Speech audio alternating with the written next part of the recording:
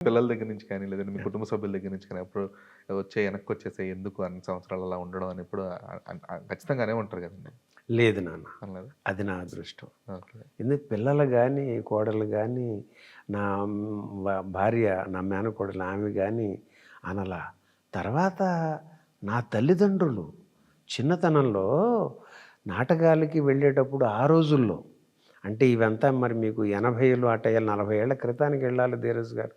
ఆ రోజుల్లో చేస్తా ఉంటే చాలామంది పాడైపోతారని ఒక అభిప్రాయం ఉండేది. ఆ! కొంతమంది అట్లా జరిగే కుటుంబాల్లో ఉంటుంటాయిగా నాన్న. వయసు రీత్యా చిన్న ఇబ్బందులు. దీంతో ఎవరో అన్నారంట మా అమ్మగారితో, "అమ్మాయి లక్ష్మి, నీకు మల్లేశ్వరరావు అటు వెళ్తున్నాడు, నాటకాలు ఎందుకు పాడైపోతారు కదా" అన్నారంట ఎవరో. అంటే అప్పుడు అమ్మ డైరెక్ట్‌గా చెప్పకుండా నాన్నతో అన్నారంట. "ఏయ్యా మరి ఇట్లా నాటకాలు మరి ఇదవుతాయంట కదా! ఇట్లా అన్నారు వారు మన చుట్టాలు" అనంటే, వాడికి అన్నీ తెలిసే.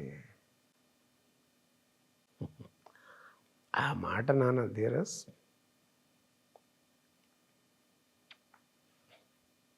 అసలు అంతకు మించిన బిగ్గెస్ట్ సపోర్ట్ ఏముంటది అసలు ఆ ఏజ్‌లో? కట్టి పడేసింది.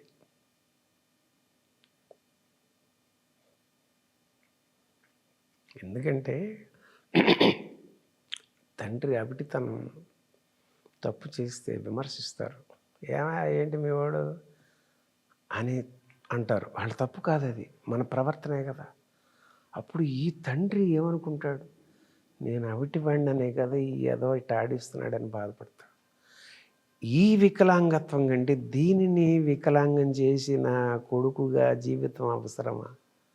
అది కాదు. నా తండ్రికి "ఏ సునాయనా ఏంటయ్యా మీ అబ్బాయి అసలు" అంటే నాన్న ఇలా ఉంటారు. ఇది మర్చిపోతారు. అది ఇవ్వాలి. టార్గెట్ అది. అక్కడ ఆ నమ్మకం నాన్న పెట్టుకుని వాడికి అన్నీ తెలుసని చెప్పిన దగ్గర అమ్మ నాకు చెప్పారు వచ్చి. "ఇట్టా అన్నారయ్యా వాళ్ళు.